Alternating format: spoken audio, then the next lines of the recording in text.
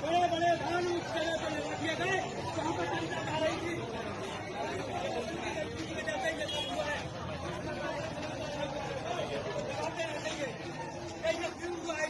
कार्यक्रम में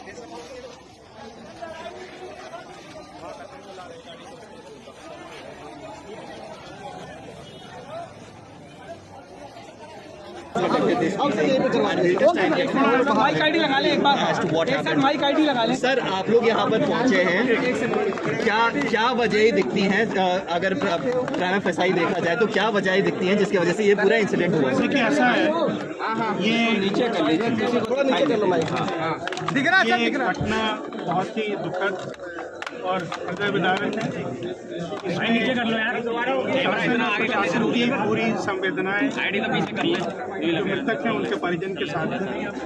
हम लोग यहाँ पर माननीय मुख्यमंत्री जी ने निर्देशित किया और वो खबर को मॉनिटर कर रहे हैं। यहाँ पे हमारी पहली प्राथमिकता है कि जो लोग घायल हैं उनको सही और अच्छी तरह से उपचार मिल सके, और जो मृतक हैं उनका पोस्टमार्टम और उसके बाद जो भी व्यवस्था करनी है वो करने के बाद उनके परिजनों को सौंपते हुए उनके घर तक पहुँचाया जाए। ऑफिशियली कितनी, और अभी जो हम लोगों के पास सूचना एकत्रित हुई है वो लगभग 116 लोग हैं जिनकी मृत्यु हुई है, उसमें 7 बच्चे हैं और अभी 1 पुरुष की बात है, बाकी शेष महिलाएं हैं।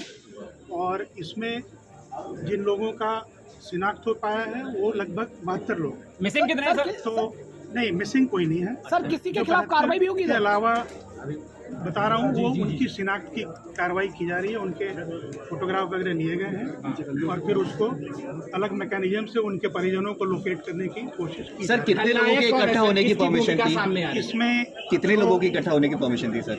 शासन की ओर से जो इसमें किया जा रहा है वो मैं आपको बता रहा हूँ कि बहुत तत्परता के साथ उनके इलाज आदि की व्यवस्था की जा रही है और उनके घर तक पहुँचाने की व्यवस्था की जा रही है। जो मृतक हैं पुलिस के साथ वो वहाँ तक पहुँचाए जाएंगे।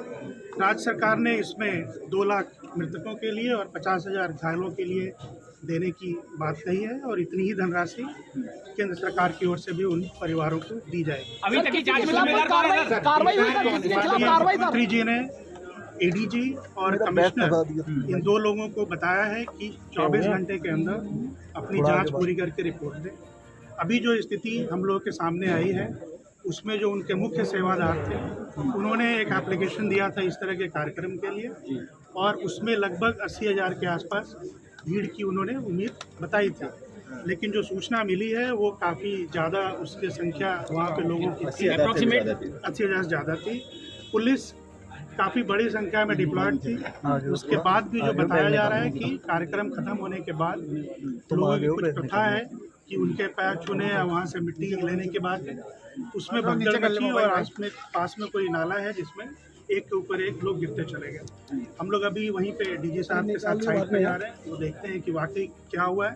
लेकिन ये मैं आपको आश्वस्त करना चाहूँगा कि बहुत सख्त कार्रवाई होगी जो लोग इसमें दोषी हैं और इसके साथ ही इसकी व्यवस्था भी की जाएगी कि इस तरह की घटना की कभी पुनरावृत्ति न हो। सर क्या आयोजक संपर्क में है इस वक्त?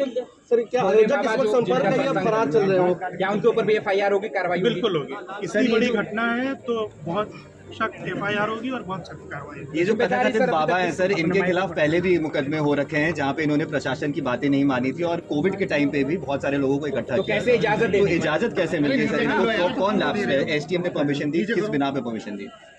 एसडीएम ने जो परमिशन करी है वो जो नॉर्मल प्रोसेस है पुलिस से रिपोर्ट लेने के बाद कार्यक्रम के लिए, लेकिन जो उन्होंने परमिशन दी है उसमें कई शर्तों का भी उल्लेख उन्होंने किया है कि आयोजकों को किस किस चीज़ की मौके पर व्यवस्था करनी चाहिए। ये आयोजकों की ओर से एक मेजर लैप्स है और जैसा मैंने कहा इसके लिए बहुत सख्त कार्रवाई उनके खिलाफ। अधिकारियों का भी कोई ये जांच जो कमिश्नर और एडीजी को करना है, सिर्फ 24 घंटे की मोहलत माननीय मुख्यमंत्री जी ने दी है और उसके बाद आप सबके सामने आएगी। तो जैसा कि आप बता रहे हैं कि 80,000 लोगों के ही जुटने की परमिशन थी, तो फिर लोकल इंटेलिजेंस यूनिट क्या कर रही थी? उनको नहीं पता था कि 80,000 से ज्यादा लोग? ये सारी चीजें जांच में कवर्ड होंगी और आपके सामने उसका निष्कर्ष निकलेगा। ठीक है, thank you so much sir.